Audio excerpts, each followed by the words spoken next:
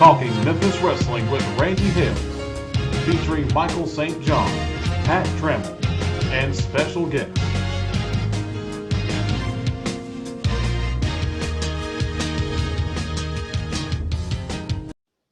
Hello, everybody. It's a friend, Randy Hills, right along ringside, all ready to go with the Tuesday, October the 25th version of Talking Memphis Wrestling. And not only do we talk every week about Memphis Wrestling, we also talk about wrestling in the world wide web, every country in the books. We talk us some professional wrestling, and we are going to have fun tonight. Our guest today will be our co-host, Pat Trammell. Also, I'd like to start at the top of this program telling you that Chris Ellis will not be here at all. He's getting prepared for a big football game Friday night.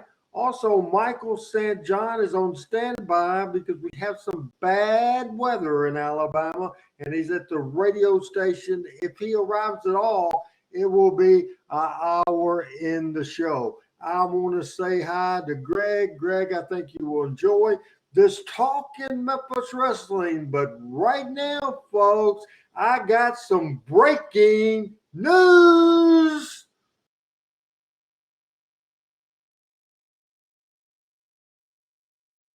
25th day of October, and the big news is we're not going to pitch to Master Control in Georgia because Master Control has changed.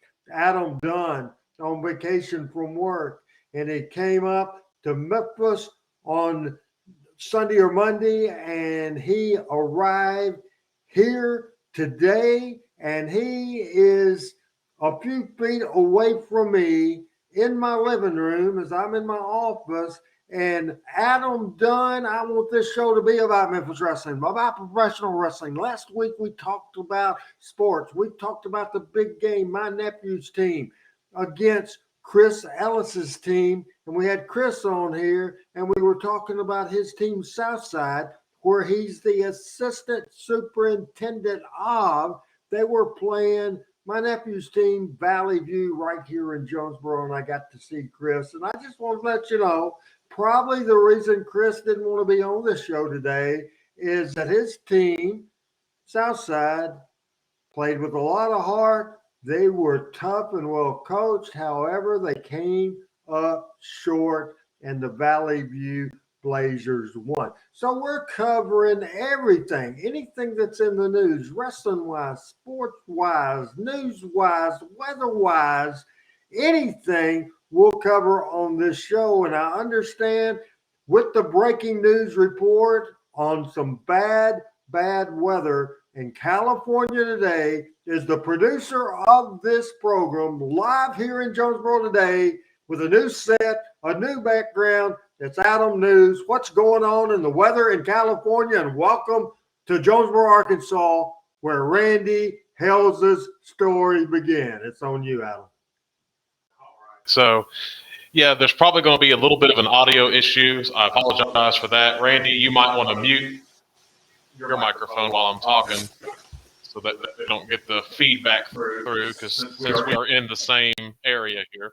So hopefully we'll take care of that. So like Randy said, we do have some breaking news here that we talked about at the top of the hour that we're going to cover. First and foremost here, what we want to talk about coming in just before we got started here, we got some news into us about a earthquake in California with a preliminary magnitude of 5.1 in the San Francisco Bay Area. So far, no immediate reports of damage or injuries at all with that. The U.S. Geological Survey said that the 11:42 a.m. quake struck 12 miles east of San Jose at a depth of about 4 miles.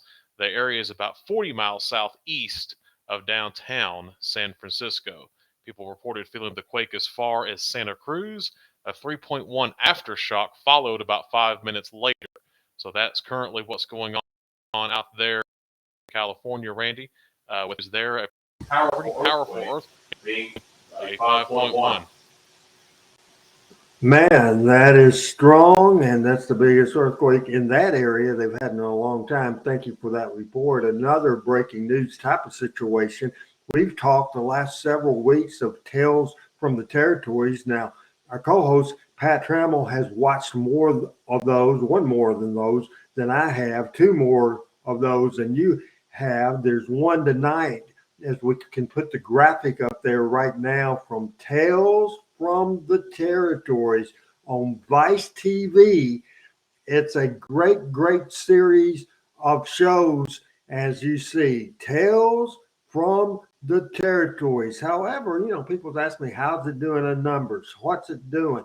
Well, the one thing that I did hear before I let Adam, or have Adam, he's done some research on the numbers. I can tell you this show is directly related to the shows Dark Side of the Ring. Apparently, Tales from the Territories is not doing as well as Dark Side of the Ring. And we'll go back to Adam Dunn for a little report on number-wise what it's doing.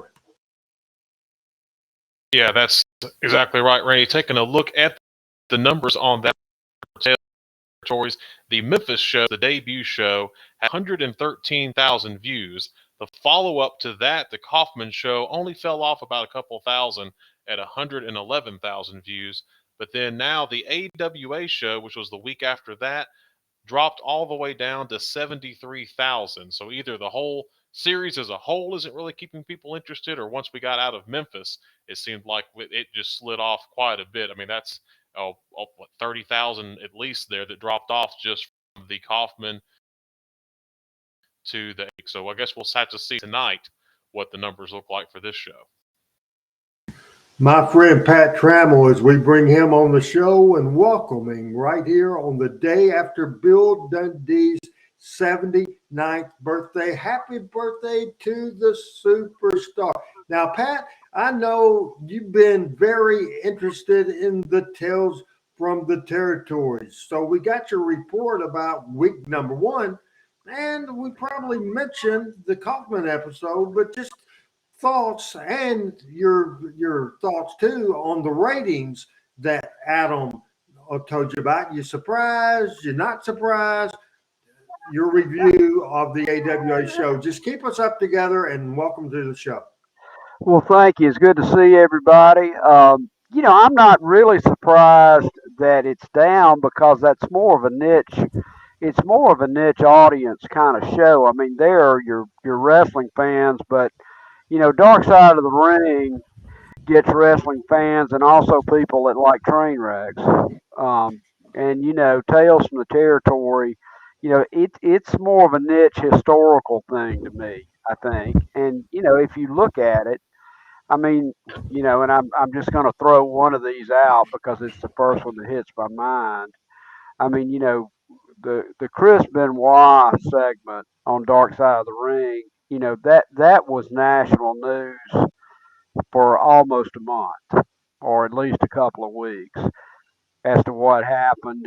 And there's a curiosity level with those types of shows. But if you're watching Tales from the Territory, people that love Memphis wrestling are going to watch that. And, I think you'll have better numbers tonight simply because the Florida territory was a lot bigger. And I'll be curious to see what next week looks like. I mean, I'm enjoying all of them, and I'm, as you know, I'm a kind of amateur historian, and I love anything history, and I'm just glad that those conversations are recorded for posterity because somebody will come back. My grandchildren might come up in 50 years and find those on YouTube or something, and my children may tell them that your dad, your grandfather, your old dead grandfather used to do a show every Tuesday night about Memphis wrestling. Well, that's cool, and we're glad you do. And one thing, certainly, I think the AWA, no doubt, Pat, I think one of the things that anybody that watched the action there wasn't the most exciting territory in the world, but it was one of the favorite territories for people to work. And comparing it Championship Wrestling from Florida. Championship Wrestling from Florida, the big state of Florida, they covered a big state. However, the AWA in the Midwest and had Chicago and had Minneapolis and had all these big places, and it was a not a year-long territory. Nick Bockwinkel never went to the NWA because he said, I can make just as much money as I'm making working the AWA and sleep in my bed every night. AWA was not the exciting type of territory that we grew up in either Tennessee and Georgia, wherever the case may be. But they started a lot of people and had a big territory, and people that worked there made a lot of money, and they usually stayed there for a long period of time. So tell me now, Pat, anything that you might be able to tell me about the AWA show. I did not watch a bit of it. The Championship Wrestling Florida show will be tonight, but tell me about the AWA show. Well, the first thing is they had Greg Gagne, Ken Patera, I've forgotten who else. Ken Patera, I would not have recognized him if he had come and knocked on my front door. I mean, he is just aged a lot, which we all have. Greg Gagne does a pretty good job of kind of talking about how his father ran that territory. But, I was thinking before the show about, kind of my impressions of the AWA. They had some really big stars, but, the middle of the card and below, in my view, in my opinion, was pretty poor. They had Nick Bockwinkel, who I think for his era, Lawler, Bockwinkel, Harley Race, etc. And they had Hulk Hogan, and really, even though Hulk started, I guess, a bit in Florida and then in Memphis, I mean, I think the Memphis territory got him started. He carried that territory for a good while. And then Bobby Heenan was there for a good while. But other than those, I know people, circulated through there, but other than that, it's a Goulas level territory. Really is. I disagree with that. It's not as far as the talent's concerned, honestly, and even as far as the content of the show, I think Tennessee blows them away. But as far as territory, it's all, I think we forget. I think we kind of, fantasy is not the word, but it's everybody that did this did it for the money. And I guarantee you 99% of the wrestlers would rather have been in, unless they just hated the cold, would have rather been in the AWA than in Memphis, just because they work less, could be with their families more, and make more money. I don't want us to just put off that nobody wanted to be in the AWA. Dick the Bruiser worked there a lot. The Crusher worked there a lot. Larry the Axe Hennig. So many great stars. Me personally, I thought it was one of the most boringest television wrestling programs I've ever seen in my life. So I'm knocking and putting over at the same time. But as a place to make money, absolutely, it was a place to make money. Now, I'm a little concerned. I don't know if Adam has a theory or you have a theory, but we've been on several minutes. We've had one person say hello to us. So I don't know if our audience is having Panetta, for Christ's sakes, is always on. I don't know if Greg is the only one that has said something. It says there's 12 people watching. For this time period, it's not very good. Hopefully Adam can check in Facebook and to see if we're on, for Christ's sake, anywhere else, but I'm a little concerned about that. Couple of other events I wanted to talk to you about, is this will probably be not a full 2-hour show today, but I did want to talk about a couple of things. One of the things we went off the air with talking about last week, and that was certainly the Adam Page injury on Dynamite last Tuesday night. Apparently, we all feared for the worst. It was a broken neck, it was a concussion, but certainly I think he will be fine. He's in concussion protocol right now, and I'm just checking with the producer of this show, Adam Dunn, to see if he has any updates at all. So he says that we're okay on Facebook. Yep, we're getting comments. They're just not showing up on Restream for some reason. We're getting comments. So everybody, if for some reason I'm ignoring your comments, can you call out anybody that's commenting there, Adam?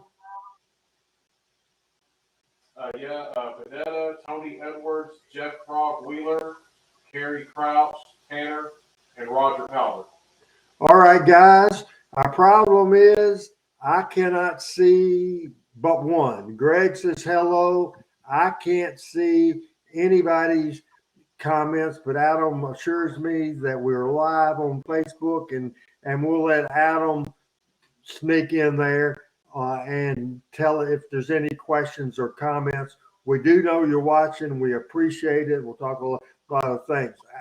Again, Pat, we were talking about the injury last week on Dynamite about Adam, about Hangman Page. So I did a big promo at the end of the show last week. I get sick and tired of being sick and tired of people thinking professional wrestling is totally showbiz, totally entertainment, and it's not dangerous. It's a very dangerous business. Now, I don't know if you were able to watch that video or not, Pat, but it looked to me he did break his neck. It was just taking a clothesline, the simplest thing. So your thought on Hangman Page from last week? I agree with you. I'm surprised there, and you don't know. I mean, and concussions are such a tricky thing, but that was pretty frightening to me. And I'm I think it's a tribute to what really great athletes, true professional wrestlers are, that they can do that for years and years and years and are still up and walking. I mean, Jerry Lawler is either one of the finest athletes in American history, or either he has the genetics of Methuselah to still be getting in the ring at 72, 74 years old. But yeah, that's that. If you want to think that show business, get in the ring for about 2 minutes. Absolutely. There's no doubt about that. The other video that I sent to you and Michael and Chris, and you're the only one that is joining us tonight, but a great piece of work. I think there's no doubt that the best heel in the business now is MJF. He's just good. He can go in the same promo, be the biggest baby face in the world.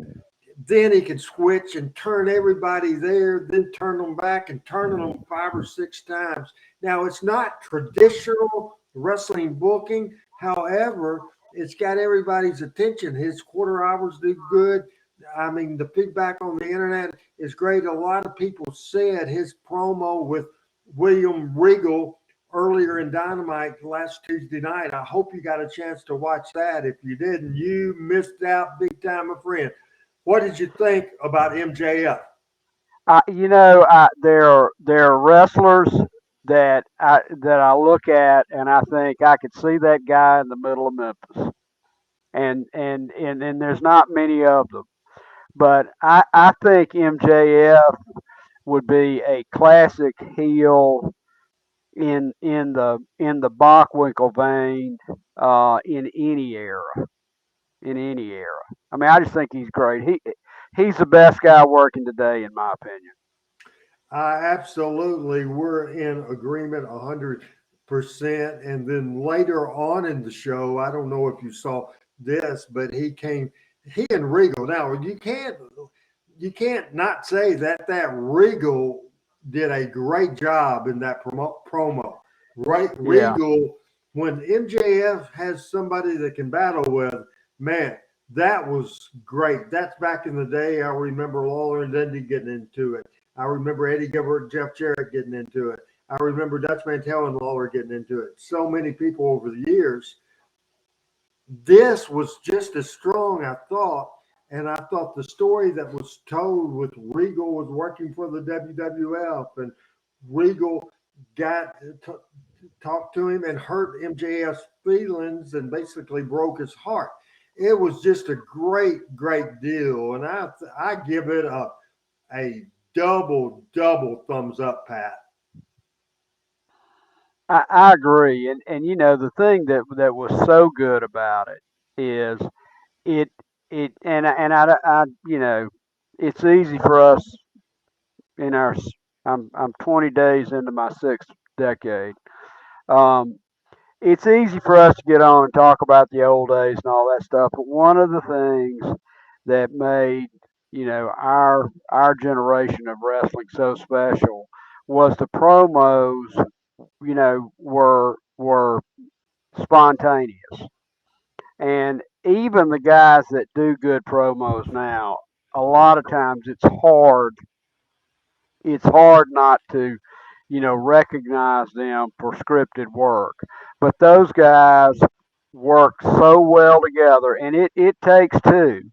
And that's something I think we always forget. I mean, you could not have Lawler without Dundee, and you could not have Dundee without Lawler.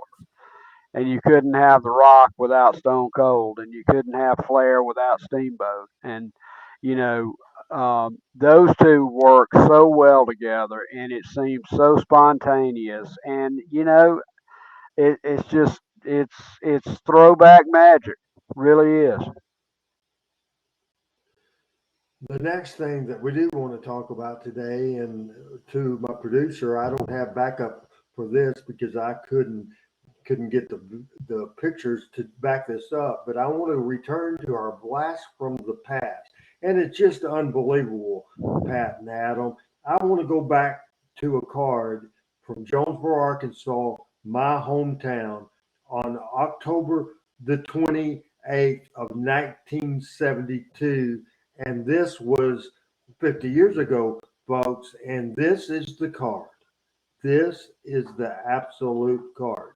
The opening match of the night of a two-match card, the Bounty Hunters with manager Jim Kent against Kevin Sullivan. Yes, Kevin Sullivan, the devil. Kevin Sullivan, we all love him and hate at times. His tag team partner was Eddie Marlin, promoter Eddie Marlin from Jonesboro, Eddie Marlin, and Kevin Sullivan against the Bounty Hunters. And the main event for making their first appearance ever in Jonesboro at the American Legion Arena in Washington on Washington Street.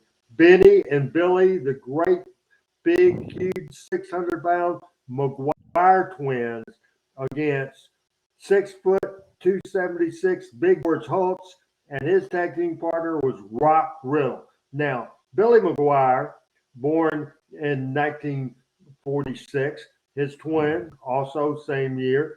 Billy died of a motorcycle accident in 1979. Billy died, Billy died in 79 at 32 years old. Benny lived to 54 of a heart failure. Now, these were big old dudes, and it was more a gimmick, and they did a lot of work for the Nick Gulas area and wrestled a lot in the Carolinas. So, Pat, what do you think about the card? I could read it to you again because there wasn't much to it. Two-match card in Jonesboro. But your thoughts about that card, how things have changed over the years. A weekly town, that was a weekly town. Two out of three fall matches was what the people saw for sure. Your thoughts on that card, your thoughts on the McGuire twins. That I guess Kevin Sullivan was a babyface in, which he was in the South a little bit off and on.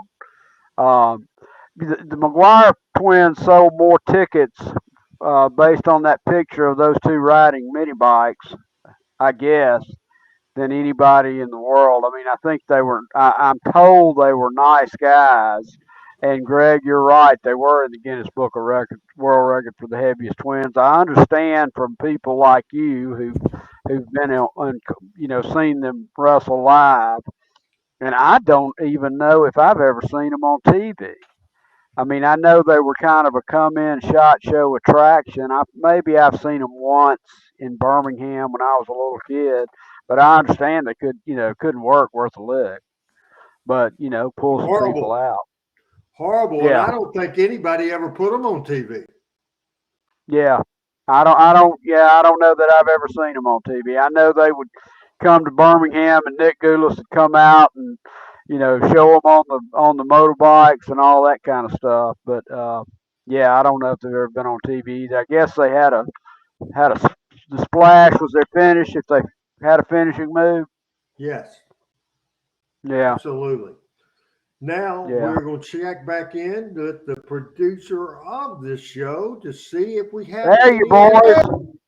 There they are. This got them in the Guinness Books of Hall of the World Record, and Adam dug deep, and found the McGuire twins. And what a great producer I have on this show today. Doesn't he do a great job, Pat?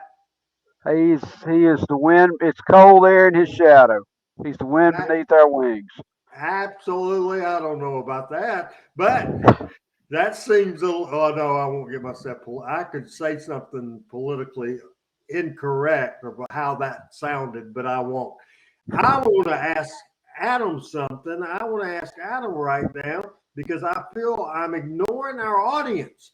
Now we have Adam, and what do you think about except the technical problems we're having, Adam, for I don't know why, but your new little setup there, how do you like your set today?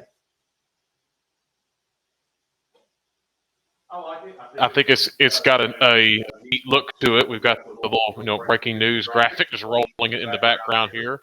This is actually, like Randy said, coming to you from his living room. So this is Randy's TV and all the pictures here. We showed that earlier last month when Randy first moved in. But yeah, so far so good on all that. Let me just look and see. Al Tuttle is watching. He says he likes MJF. But with him and Moxley grab the mic, I just heard it because I know it's going to be a GD bomb. So he's not a fan of the language, and we discussed that too.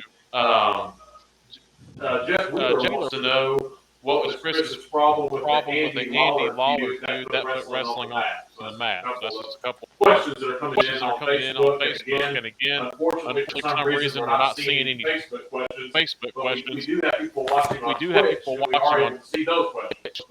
If they're watching on Facebook, for some reason they're not coming streaming software. Well, I think Chris Ellis Frogwheeler is a traditionalist, and I can guarantee you that the Kaufman-Lawler thing put Memphis on the national map. But as far as being on the map, this is the territory that in the year 1974 sold out the Mid-South Coliseum every single Monday night. Now, the times Andy Kaufman appeared against Lawler, it drew force, Will. It really drew force good. However, they sold out the Mid-South Coliseum.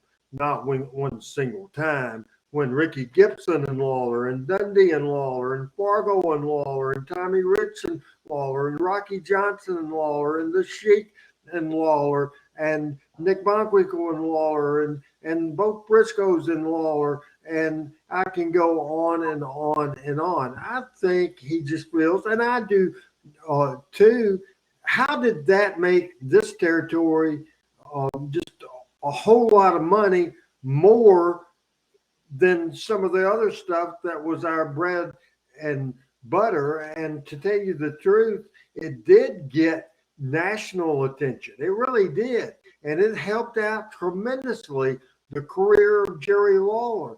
Overall, about helping this territory, maybe not so much. Was it great stuff for television? Did Andy Kaufman do great? Fantastic? Is it the most influential thing as far as national media? that was ever done for Memphis TV, Memphis Wrestling? Absolutely. But did I enjoy a lot more stuff, a lot more? Absolutely. So we can't have I can't debate that at all with him that had that comment. But where are you, Pat, as far as online with his comment and how much he thinks it was important Andy Kaufman was to the Memphis territory? I, I don't. Well, his importance was how many tickets did he sell? I mean, like everybody else. I, I think it is an absolutely great chapter in the history of Memphis wrestling. And I don't know of a territory anywhere that didn't have some stupidity attached to it, if you want to call it that, okay? And I don't. I think it's great storytelling. I think it's great booking. I think I don't think, I think they took it seriously, and I guess I mean Lawler and Jarrett and Andy. Um, I'm, it is a very unique part of wrestling history, and I want you to think about this. I want you to think if Pee Wee Herman showed up in Atlanta to wrestle Dusty Rhodes, and that's about the same thing. Nobody could have put that over except Lawler and Jarrett, and they put it over for over a year, and Hart was involved in that too. So I mean, I love it. And you don't, I mean, you don't have to love everything. And I'm not talking about you. I'm talking about the omnipotent you. Everybody doesn't have to love everything. It is just, I wish everybody would watch. And Adam gave me the correct name last week. If you get on YouTube and watch I'm From Hollywood, it's a 14 vignette episode that tells that whole story, and Lance is most prominent in it than anybody. And it's fascinating TV, and it's fascinating wrestling, and I love it. I'm glad we get to talk about it. I'm glad I get to see it. I thought it was great. And I'm probably not as far from Chris Ellis as far as a traditionalist as it sounds, but I thought that's something I just treasure. Talk to Memphis Wrestling on a Tuesday night, and we're going to, hopefully we have, and we won't have to change brands right now, but one of my favorite people in the world was born on October the 24th. And certainly I think in one of the brands, we have those pictures. Superstar Bill Dundee, my pal, my buddy, my mate was born in October the 24th in 1943. That classic picture right there. Bill and I at Jerry Lawler's Hall of Fame Bar and Grill, showing that picture with Nick Goulas. It's autographed. There's the picture of Jackie Fargo. And we have several more pictures of Bill Dundee to show as we go along. It was the superstar who Pat met in person.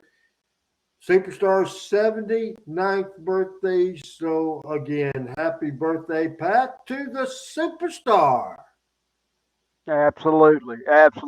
One of the uh, most thankful I've been about being a wrestling fan was to be able to sit in your hotel room with me and you and Chris and Michael and Bill, and just talk and let him tell us stories and us get his thoughts on stuff. He is a national treasure. He really is. And happy birthday, superstar. We love you.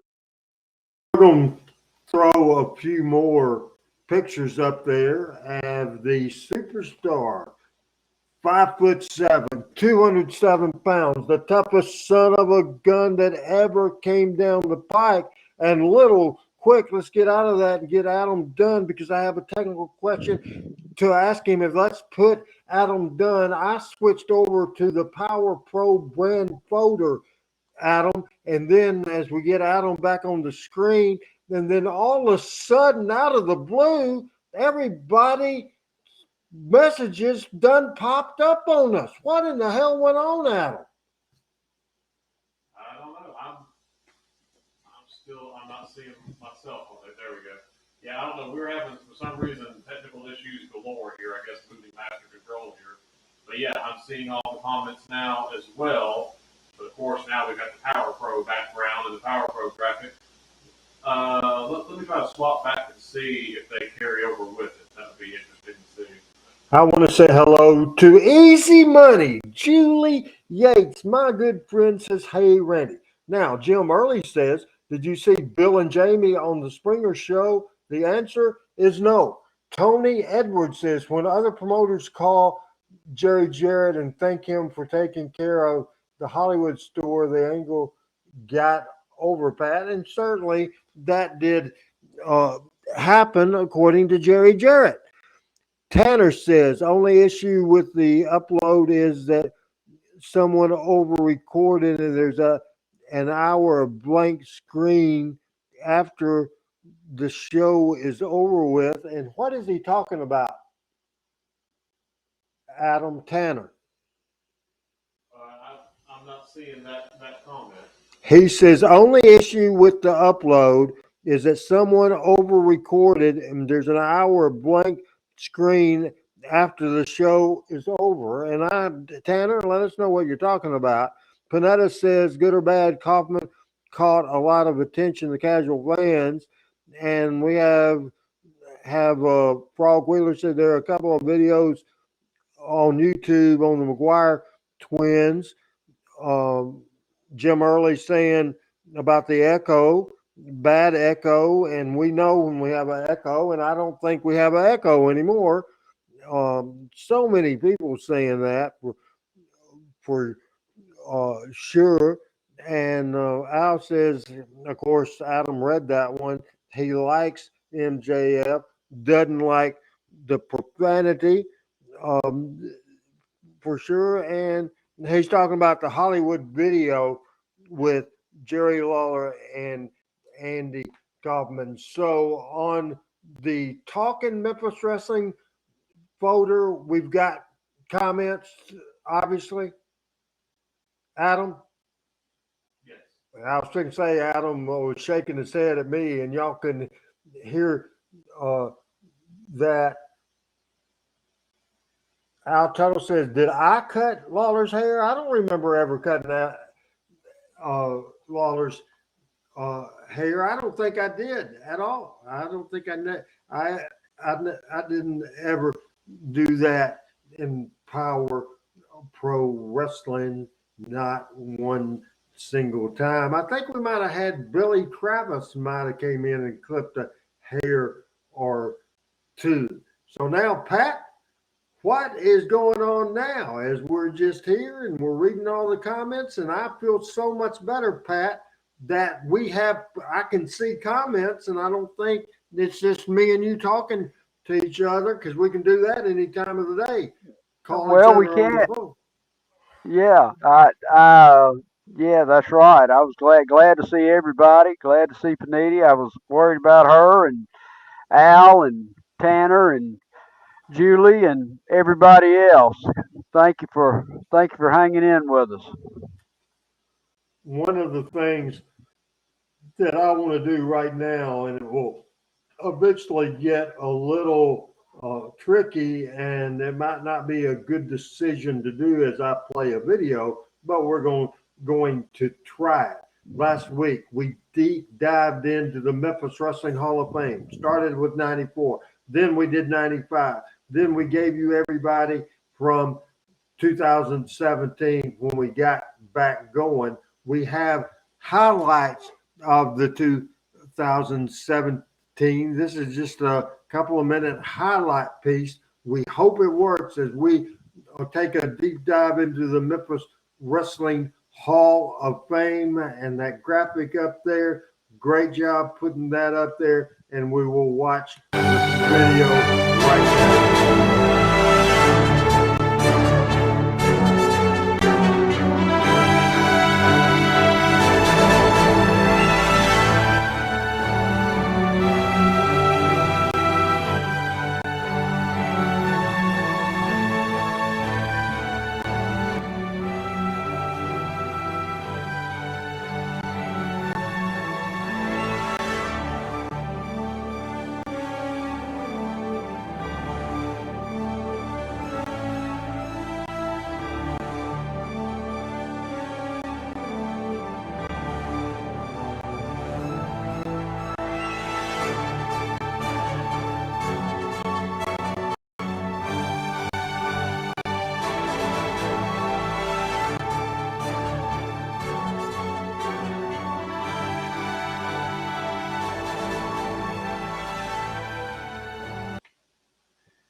that was a quick little highlight of that. Pat, your thoughts on those inductees? That's good stuff right there. That clip of Bill sitting there with the microphone reminded me of us sitting there in the hotel room.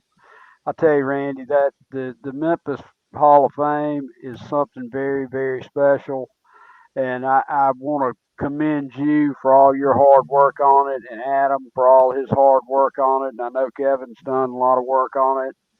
You know, I think my mother built a museum in Yes, her sir. latter years that goes today, and us understanding and carrying the history on of this is your part in that. I salute you, my friend. Well, I appreciate that very much at 100%, 100% as I am Hey, Ahmad. returning. What is my man Ahmad saying? He said, "Good evening, everyone." Good evening to Ahmad, and we appreciate everybody watching today, no doubt about it. Then, in April of 2018, we did a special event at Jerry Lawler's Hall of Fame. This is a short highlight that I think you will enjoy.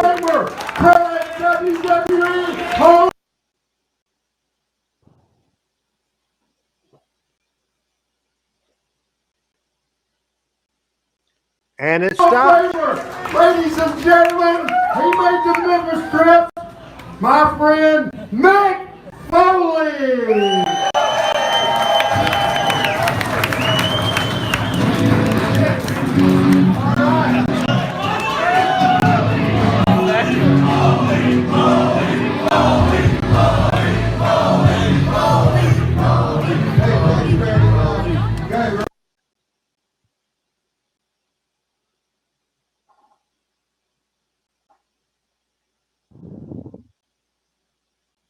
And that's that. As apparently the video that worked so good did not work good, but that was a great event. Mick Foley gave me a call and was going to be in Nashville on a Sunday, Pat, and then he asked if there would be anything he could do, and I had the last minute decision. I said, well, yeah, we can induct you into the Hall of Fame and have a big event. The place, as you saw, was very, very packed. It was just so exciting. So to me, that really adds to the credibility of the Memphis Wrestling Hall of Fame.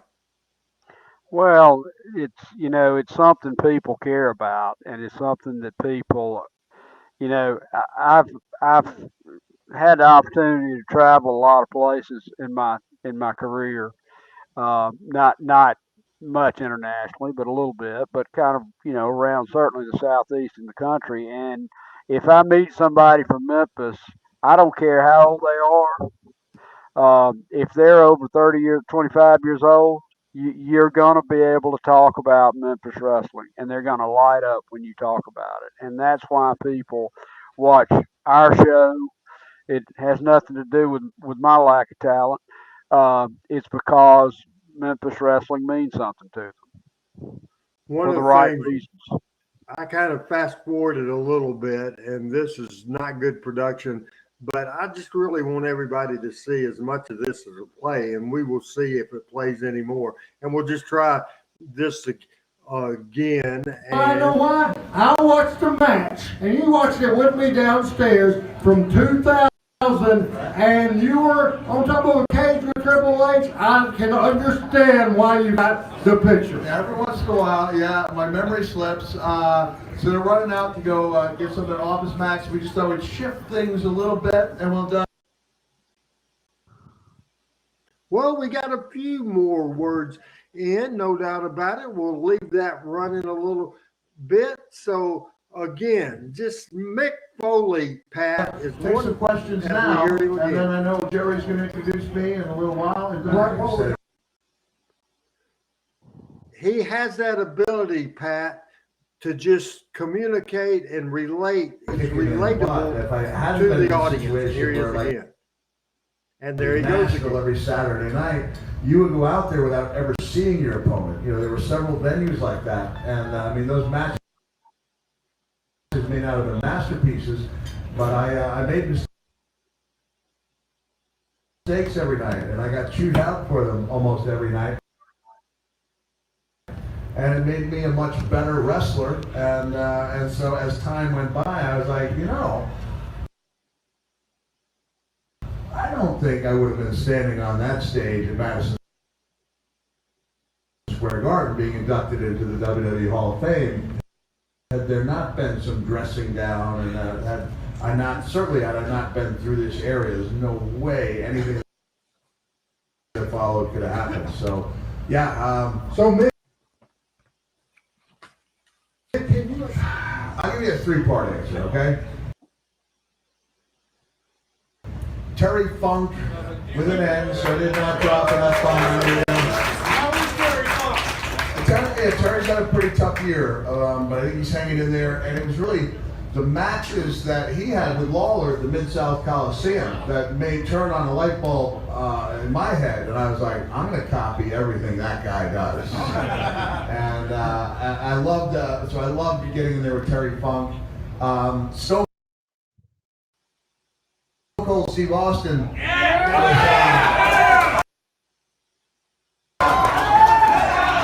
It was incredible because you had a certain limit to where you thought, you know, your career could go and reactions that you got would go. And then I find myself on a nightly basis, like in '98 when that Stone. We'll just stick with it, folks.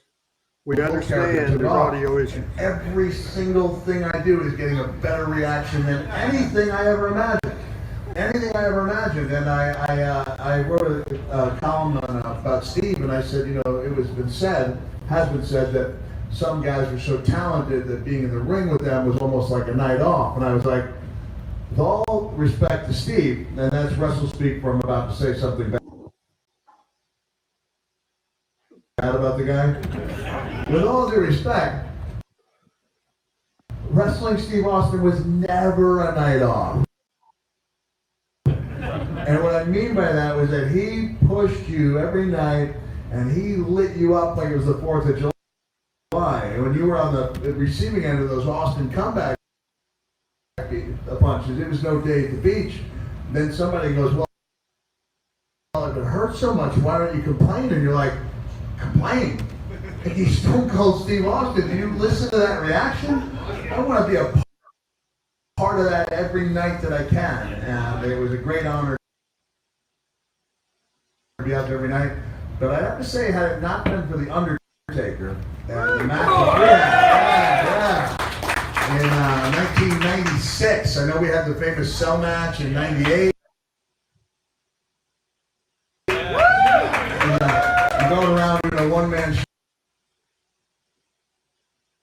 show based on that one match. Anyone wants to make the drive out to Nashville tomorrow? There's some tickets left. Huntsville, Birmingham, and it's because of the professionalism he showed in '96 that really put me on the map. And when Paul Bearer turned on the Undertaker, became my manager, we would wait, and that ominous gong would go off, and we knew that every eye would be on him. And then Paul would roll up his shirt sleeves, and he'd show me how the hairs were standing on end.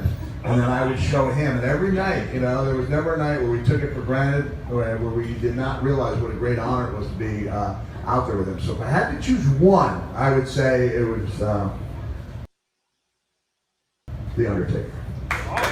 Terry Funk. Ric Flair. Tommy Billington, the Dynamite Kid. Unusual choice, wild card. Go ahead and Google Dynamite Kid versus Tiger Mask. Alright. That's three. Shawn Michaels to me is the greatest wrestler of the current era. Current era described as guys who had pay-per-view matches on a monthly basis. And you know what? For for staying in an area for 30 years or longer, which no one else has ever done. I think we need to put Jerry the King Lawler up there.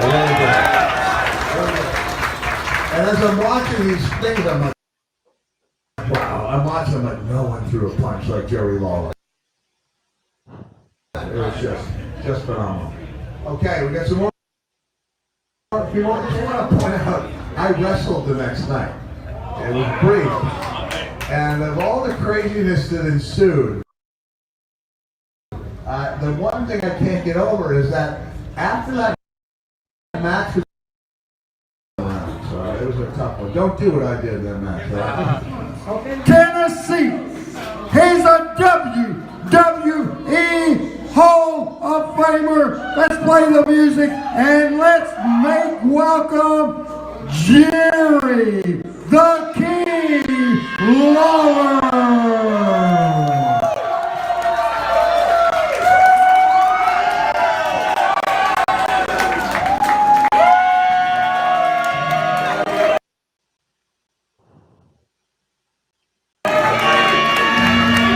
Big hat at Jerry Lawler's Hall of Fame, 159 Hill Street in Memphis, Tennessee. The King built, making his way to the stage. His April 2018 induction of Mick Foley to the Memphis Wrestling Hall of Fame.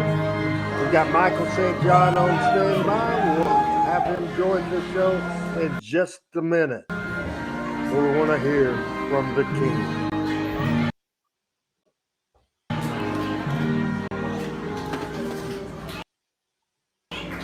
What an introduction there by Randy, right? I thought he was going to have a stroke.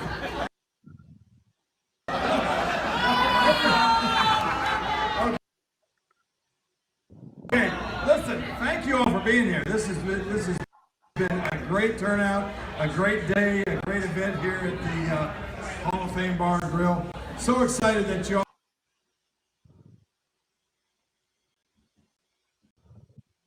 came out here today. And has everybody already had a chance to meet and greet and get autographed, have picture with Mick Foley? All right. You can't see or hear anything, so I don't know, Adam.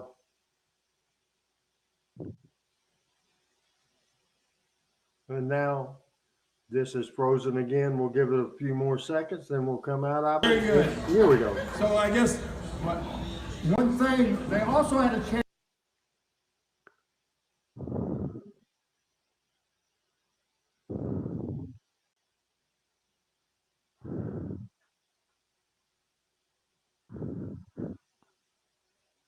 To do this.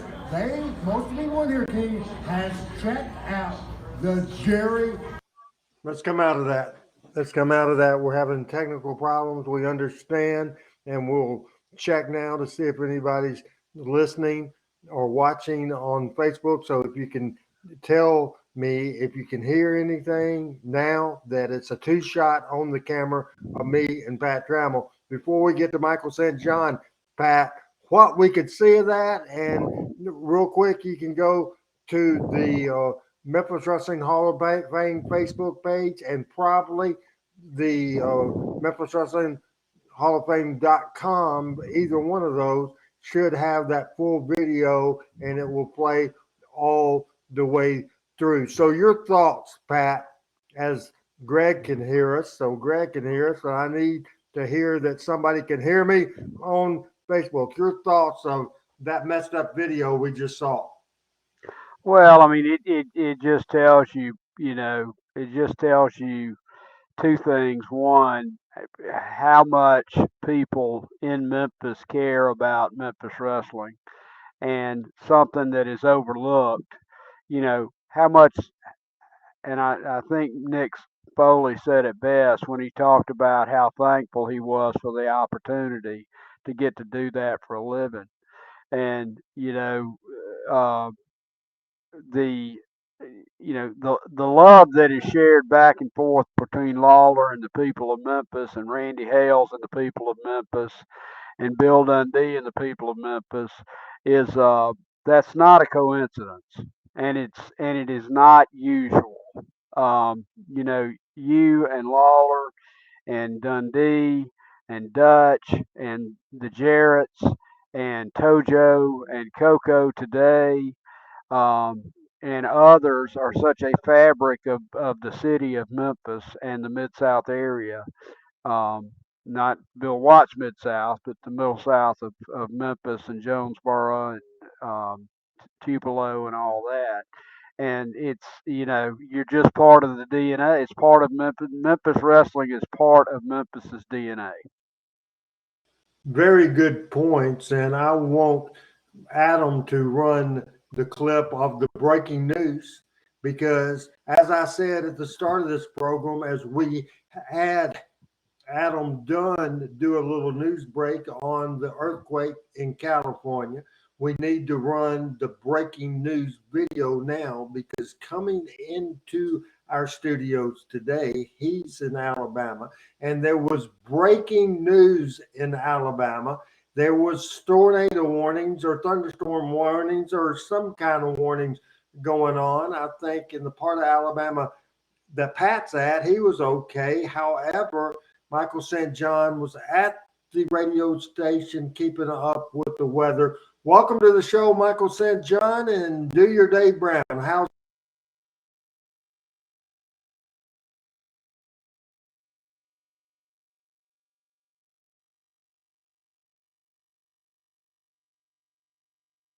Memphis Wrestling Hall of Famer Michael St. John? How's the weather, Dave? Well, we had a lot of wind, and we had some wind damage up near the state park, and a couple of roads got closed for some flash flooding. But other than that, the winds are still blowing pretty good. We had a gust of 43 miles an hour at the studio. You know, Randy, the reason I have to take leave when we have bad weather comes from the fact, and Pat, I know, is aware of this, that back in 2011, when we had that huge tornado outbreak here in Alabama, we were the only station. I'm bragging now, and I'm proud of it, but we were the only station in North Alabama that stayed on the air. And all the Huntsville stations went off the air. Huntsville TV went off the air. Some people had damage and decided to go to the beach for 4 or 5 days till they got power back on and everything. But we weathered that storm and were able to hopefully disseminate information to a lot of people. I don't think we've ever had as many people listen at any one time as back during those days. But what that creates is an expectation level for the radio station. And I'm blessed to have not only Melanie, my wife, but Adam Ward and Kevin James and Jessica, his wife, and now Archie Anderson, that when a bad weather storm or situation is coming our way, it cranks up early for us, and we have to stay late because we cover 8 counties across the northern tier of Alabama. So, you know, it comes into Coleman County, and we're on the air live, and it leaves Jackson County or DeKalb County over on the Georgia line and the Tennessee line up there, and we're still on the air. So it's something, it's a necessity. I hate that it comes on Tuesday. I think this is like our 5th Tuesday. We were talking about this at the station today. This is like our 5th Tuesday in 6 months that we've had bad weather on a Tuesday. So I'm hoping that maybe as the season changes, the bad weather will shift to maybe a Thursday, so I don't have to worry about missing the show. Live right now, we know for sure on Twitch, live right now, it is playing, Adam, 100% on Twitter. Right now, we are having Facebook issues for sure. Welcome to the show, Michael St. John, and we're going to kind of go back and discuss some things with you that we talked about, and I'm going to catch you up by letting Adam do some breaking news right now. And before we get into the talk about the Tales from the Territories, Adam's just going to do a real quick thing where he will let you know, Michael, so you'll have a point of reference here of rating-wise, number-wise, what the Tales from the Territory. Do you still have that information? Okay, Adam, go ahead and let Michael know. All right. Michael, I apologize. We're still having some technical issues here on our end, but just to let you know, last when we had the first Memphis show, there was 113 views. After that, when they did the follow-up with Kaufman, it dropped just a little bit to 111,000 views. But here's what's real interesting on that. The AWA show that they did dropped from 111,000 down to 73,000. Wow. So just Wow. is that just the difference in the fans who are interested in the Memphis portion, or just maybe they're not getting the repeat views week after week? But I would say 113 to 111 Memphis Kaufman, that's not really a big deal. But dropping from 111 down to 73,000, that's pretty steep. Well, in a ratings world and being around it for 54, going on 54 years, we in the broadcast side, on the radio side of things, a 3% variance is a negligible variance. So if it's 3% up or 3% down, you're doing basically the same thing. Anything above or below that, you start to wonder, and that's a pretty big drop when you think about it. That 111,000 to 73,000 is 38,000 people, and that's a bunch. That's a good sized town in any state. So. The AWA show I watched, I had heard and seen a lot of that before. I didn't recognize Ken Patera. I'll tell you, he's gotten so old, and I would have never picked him out of the lineup. I thought Greg Gagne really held his weight, and having worked with Greg in the Super Clash deals that the AW or the AWA and the USWA and Dallas were in back in the day. I always sort of liked Greg. He was sort of a take charge kind of guy. I think a lot of the guys saw him as arrogant, but I didn't find that at all with him. And in working with him as an announcer and a backstage guy, as far as the interviews, I found him to be a very easy to deal with. Hey, you want you to do this, stand here, do this, say this. Okay, that's fine. And then every time I'd finish, he'd say, "Good job, my friend," and then he'd go off and come back when it was next. So, I thought he came off very well in that. I wish on the Memphis, and I've watched the first Memphis show, I guess 3 times. I've watched it myself, and then I've watched it with other people as they watched it. I was a little, I think probably Jimmy Hart had more to say, and a lot of it ended up on the cutting room floor. But I thought the discussion around the round table, if you would, in the Memphis show, both of the Memphis shows, was so much better than the AWA show. And I guess Jim Brazel was the other guy on the AWA show. And he sort of has he has sort of the personality on TV of Wallpaper. And I didn't think he came off very well at all. But the most interesting thing in the whole thing was, and they really didn't let Medusa talk, and apparently whoever did her makeup. I mean, Medusa was a very lovely girl, and I know age is taking its toll on all of us, but she didn't look like. And no offense, but Medusa looked almost bulimic. In fact, I don't know if she's lost so much weight or what it is, but I actually finished watching that show sort of worried about her, because I always thought she was a classic wrestler and a very nice lady. But I don't know. The Florida thing is tonight, and I'm wondering how much they're going to emphasize. I think they're going to talk about the plane crash in Tampa Bay as part of that. I've seen a clip on that, and then about Eddie Graham and the double life of Eddie Graham. I wonder how much they're going to get into that. But that Florida territory was pretty interesting back in the day. So it's going to be interesting as to what they pick out for their tales on Florida. Adam or Randy, do we know if any other territory is getting the 2-week treatment like Memphis did in this particular season? I know. I doubt it. I'm 100% that, Michael, but I do not know that for sure. I know coming up they're going to do Mid-Atlantic Championship Wrestling in the Crockett's. They're going to do Bill Watts. They're going to do Calgary about the Heart. So there's more. I'm just fascinated, and I'm having trouble. I have not watched the AWA one yet, and we've been on Tuesday nights trying to get out of here in time for people to watch the show. I'll do that. But overall, I've enjoyed it very much. Would you say being biased toward Memphis? But I think biased or not, I think certainly Memphis, without a doubt, was a much more exciting territory than the AWA. I think there's no debate to that. One of the questions that I want to ask both of you, I'll start with Pat. Of all the territories you've seen, Pat, the one you liked the least was what?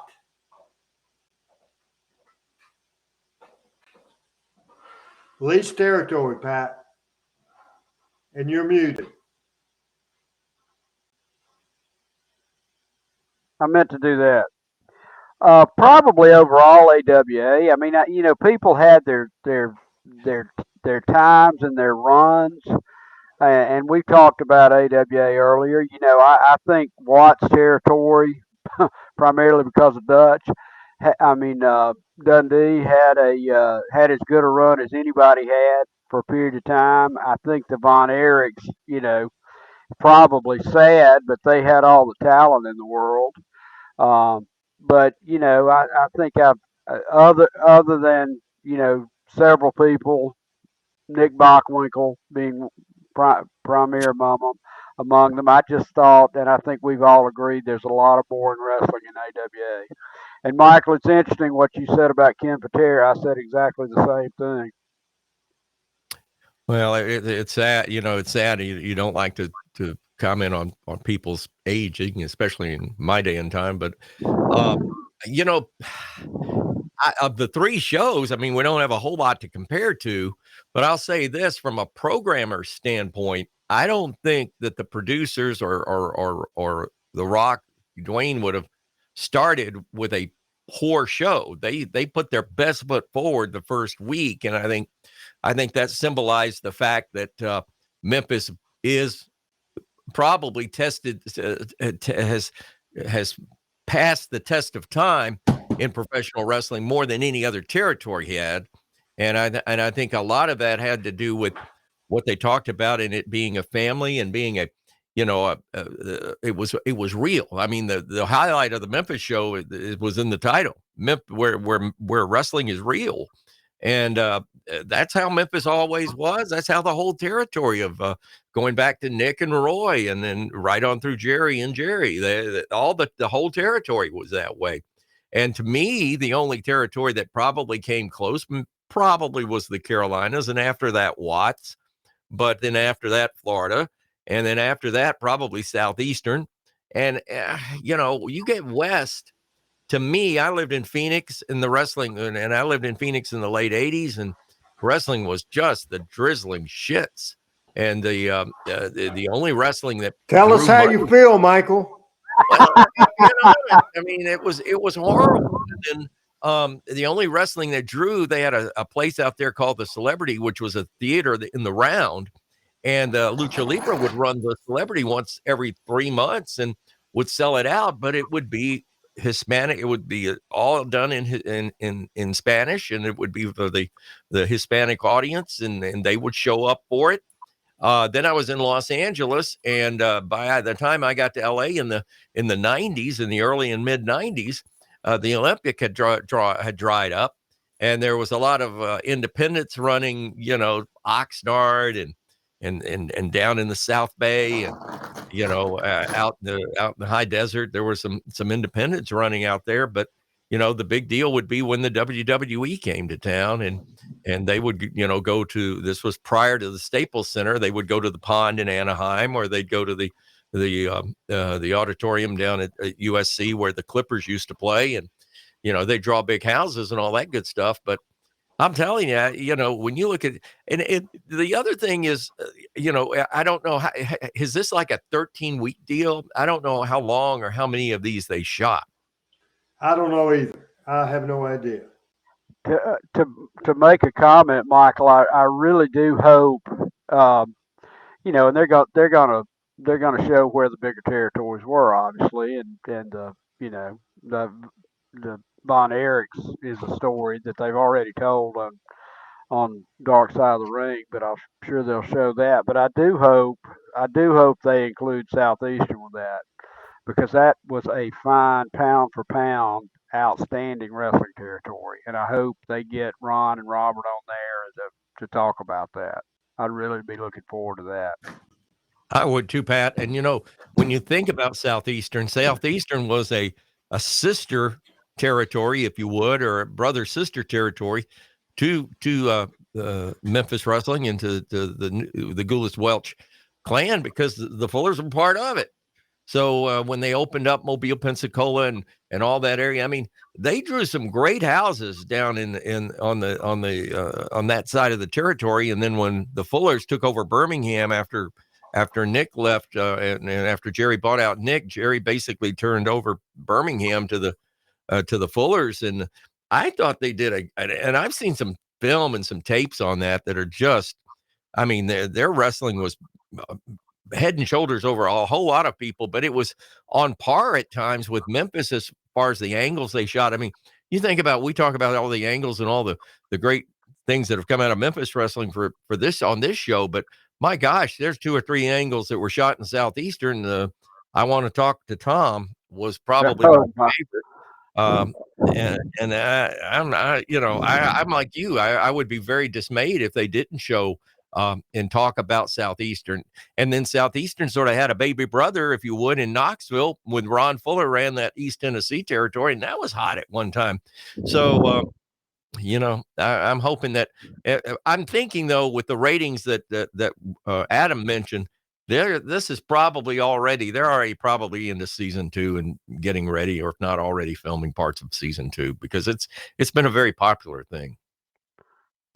Yeah, I would love to see Southeastern. I would like to see Bill Watts. I would like to see Georgia Championship Wrestling, and how it went from Ole Anderson did the power play, got the territory, and then lost the territory when he had partners, including the Briscoes, sell out to Vince McMahon. It's a crazy, crazy deal. We're going to wrap. Real quick, if I can, may I just add something? I'm sorry, just to jump in here, but the other territory that I think may get left out that I think has a great history, and I've actually read a review. I'm ordering a book on Amazon about the Houston Wrestling Wars, and I was not aware. I'd always known about Paul, not Paul Gosh, the guy that Paul Bosch. Paul Bosch, that ran that, but I never realized, Randy, that there was opposition in Houston, that there were 2 wrestling companies that existed for about 20, 22, 25 years. I was not aware of that either. Yeah. I was not aware of it. I am just paying attention to goofy things. All of a sudden, there was something came up on the screen and talked about Polynesian wrestling and all kinds of wrestling. That was, I think, the lineup of the shows that are coming up. So that's from Jim Early from Facebook. So I want Adam right now to check on Facebook to see if we might be live on Facebook. I was about to wrap up this show for the last 30 minutes.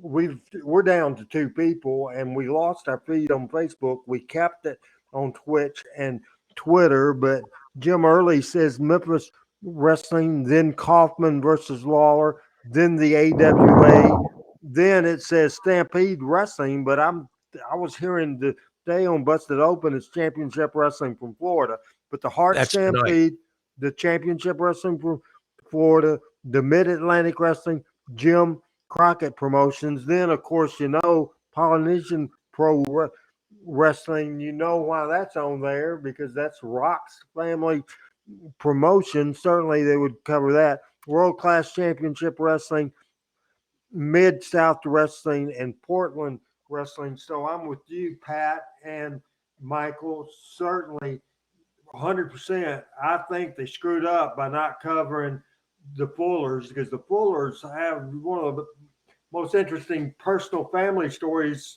in wrestling, period. And you have certainly the takeover attempt at Southeastern. There's so many fascinating stories, and Ron Fuller was a good payoff guy with a smaller territory, that was how he paid good and didn't make the people travel. People love working that territory. Your comments now, where off the air, Adam and I can do a regroup production meeting right now. So you guys comment. Well, thank you, Randy. I think you're right. And one of the things too about the Fuller's territory is it was such an incubator for so many young talent that came out of there, that came into being on their own and just became huge talents. And I think that's a testament to Robert and to Ron and to Roy Lee Welch and the Fields and all the people down there that were definitely incubating talent. And I mean, Mike McCord, Austin Idol is just the tip of the iceberg. But and then they had in the later years they had Adrian Street, who is last I knew was still training wrestlers, and that training ground and that breeding ground in Southeastern. A lot of people went a lot of places, so I think they definitely should be on the list. And again, I bring up Houston and Paul Bosch. That's left off the list, and I think Houston wrestling needs to be. And then I think if they wanted to go back and look at the heyday, to go back to the Olympia and the Olympic Auditorium in Los Angeles and the Cow Palace in San Francisco, and look at California wrestling. Because it was back in that day was very, very big. I mean, you look at, Gorgeous George really made a name for himself off of wrestling at the Olympic in Los Angeles, and then came east. And but his phenomena started on the West Coast, and so there's a lot. There's a lot of history in the territories, and Sam Muchnick is not even a part of this. Nowhere is the St. Louis or Bob Geigel or any of the Kansas City bunch in this lineup. So, and I know Dwayne is the executive producer and has the final say, but it's almost like they've saved some things for season 2, and I'm hoping and praying that season 2 is on the horizon. And yes, I am making a case for season 2. I agree. Jim, I was interested, where are you watching this program at? You're the only person we're getting comments from Facebook. We're looking at our phones and we can't see the feed on Facebook. So, Jim, if you could let us know. And by the way, since we're having technical issues, big time technical issues now, we're going to go to the bottom of the hour and then we're going to regroup and come back next week. For sure, we'll regroup certainly, because we have major technical issues today. I want to backtrack earlier, Michael. We talked to Pat about it, and I wanted to get your comments. And one of the things I wanted to certainly get your comments about was the MJF promo with Lord Steven Regal, and I believe I sent you a YouTube link of that. I watched it. I want you to comment about, or give comments about that promo. Well, I'm not the biggest AEW fan in the world, obviously, and I know a lot of what you hear and put the this and that reading between the lines. Apparently, the wrestlers have a lot more say in the booking and the matches than probably any other territory ever. But I'll tell you this much right now. That smelled of a Steven Regal classic wrestling setup storyline. And I don't know if he came up with it or they came up with it together, or they, maybe Arn was involved, or some of the boys that have a lot of experience were. But that was fabulous. I haven't seen anything that good in a long, long time. And the fact that the way they played it out, and then Regal turns his back and he gives the guy a chance to just cheap shot him, and the guy is like, I'm going to finally get my and then all of a sudden he has second thoughts, and it goes back to the classic storyline that personal issues sell. They put butts in the seat and they sell professional wrestling, and that's what that whole 16-minute video did. Now, I will say one other thing, and I will go on record saying this. They don't put the belt on MJF, in my opinion, they are missing the next Ric Flair in professional wrestling. I don't think Roman Reigns would be as good or is as good of a world champion as that guy would be as a heel. I don't think there's anybody in the WWE or AEW or anywhere else that would carry that gold. To me, in a different way, in a different personality, he is a reincarnation of those classic world champions, those Nick Bockwinkel's and those Ric Flairs and those Pat O'Connors and those Luthez, all the great names, the Jack Briscoes that carried the gold, Dory Funk.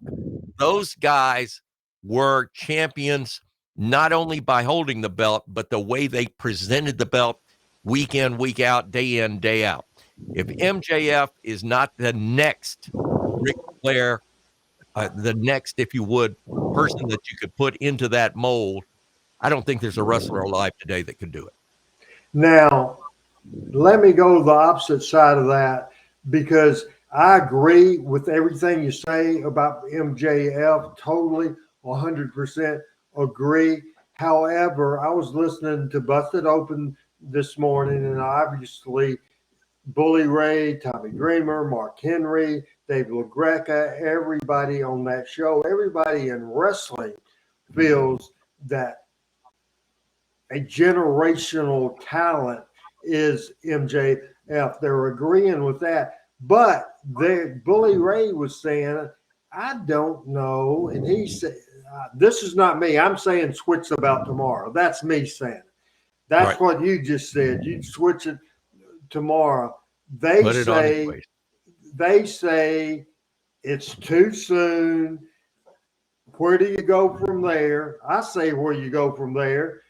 It's where did you go with Bruno Sammartino when he held the stinking belt for 12 straight years? How about Harley or Luthez, 6 times world champion, Harley Race 7 times, Ric Flair as many times? That's where you go. You go all the way. There hasn't been, and honestly, we'll have to give credit to the WWE, that 2 years of Roman Reigns right now is a long reign, one of the longest in years. But back in the day, it was very rare. I mean, it would have been a 2-year run as a world champion would have been a short run. That's right. Correct? That's right. Oh, so, absolutely.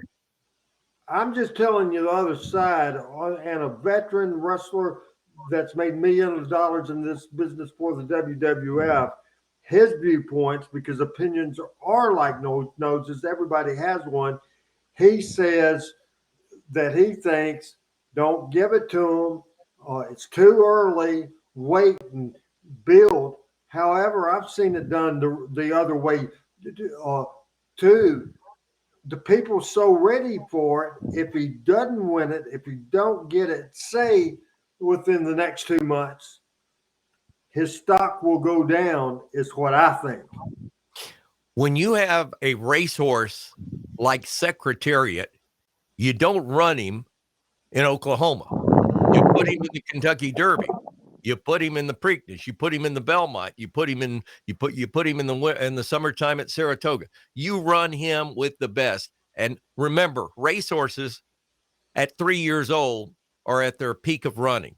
So that being said, this guy's young, but I think you hit the nail on the head, Randy. He's a generational talent. The question I have is, if AEW puts the belt on it, how much money is Triple H and the WWE going to pay this guy to come over? Because they've got to be seeing what we're seeing, and if they're denying it on the as a facade on the front end, but behind closed doors, they're saying, "Damn, we need this guy. We want this guy. This guy's the next big thing," and he's the next big thing right now. He's hot right now. When Secretariat was hot and they ran him and he won the Kentucky Derby, they put him in the Preakness 3 weeks later. They put him in the Belmont 3 weeks later, and he won the Triple Crown. He never got beaten again until his very last race when he was old and broken down. But my point is, This guy, I don't care if he's 24, I don't care if he's 40, I don't care if he's 65. He's hot now. Anybody of any sense in any business plays the hot hand, and they better play the hot hand with this guy, because this guy can not only draw money by what he does in the ring, he can talk money. He can talk money just like a Dusty Rhodes or a Ric Flair. That's how good this guy is. Your thoughts, Pat? I mean, I agree with everything Michael said. You know, my question is, if he is in AEW and he is in or in WWE, you know, who are they going to pair him with? You know, who's his Bill Dundee? Who's his Ricky Steamboat? Who's his, who's his Jack Briscoe? It ain't anybody in AEW, I'll tell you that. Well, you know, my commentary on AEW is, you know, we've drugged Chris Jericho around long enough. You know, I 100% thinks that's foolish. That's foolish talk about Jericho. Okay. However, I think Jericho's not the guy for MJF right now. Okay. He's not the guy for MJF. I agree with that. But to say Jericho is done, why is the Hall of Famers like Bully Ray and like, why is the Hall of Famers like so many of them? Mark Henry that works for the opposition company, like almost any veteran guy saying Chris Jericho's doing the work of his career and is the, without a doubt, MVP of AEW, which I don't believe, by the way. I think I go with MJF as the MVP. However, I think Randy, Jericho holds a lot together. I don't want you to think I'm critical. Well, I think he does hold a lot together, but you know, Jericho is old enough to be the father of most everybody watching that show. All young wrestling fans, that, you know, they gotta generate some more talent. And if you look at, you know, and you know, you can have your own opinion on this, but you got Jericho who's in his 50s. They brought Punk back, which you know, popped, but how long does he have in him? And that, you know, somehow wrestling to a lot of people has become kind of a nostalgia tour. And, you know, the thing about MJF that is so valuable, and Michael pointed it out, is he's a young guy that can be a generational talent for the next decade and a half. Well, first of all, they could run. You're asking who they could run with. They could, if they put the belt on him right now, I'd do a year with Wardlow. I'd do a whole year with him and Wardlow. I mean, there's a million things that you can do with that. And Yeah. But my question is, and see, and the more I see of AEW, and the more I hear talk shows, and Randy, you know, I know you listen to Jimmy Cornette as well, but the more I see of AEW, I think AEW's biggest problem now that they've run off the crap wrestlers, or most of them, their biggest problem right now is having a concise, here's where we're going to go with this thing. Here's how we're going to book it, and here's how we're going to go with this thing. Because right now it's going this way, and it's going that way, and it's going this way. And there's no solid direction. And let me ask you this: to be devil's advocate here, how can you have a solid direction when you had Punk, and you had the Young Bucks, and you had Kenny Omega, when you had so many, and you had the incident with Adam Page? I think they've done an absolutely remarkable job. Their ratings since the fight have gotten better. I think they've done a remarkable job. I think they got better without the Young Bucks, Omega, and Punk. I think a big part of that is MJF, a huge part of it, but they've got the clean over. They had a football, that scissor me daddy crap that they do that I don't even understand what it is, but the mainstream gets it. I don't get it. What the hell does it mean, scissor me daddy, with the Acclaim? But they did it on an NFL football game. They did it on the players did it on national TV. So we're fooling ourselves if we're if we don't think there's something there, Randy, I think what you're talking about though originated in the NFL last year. I think that's a thing of AEW not creating that. They saw something on the NFL with the players doing that scissor thing that they've copied, and you know, who knows what it means. That's against everything that I've read, and nobody's listening to us, and it's past 8:30. So say good night, everybody. Good night, Randy. See you next week. Good night, everybody. Run the close.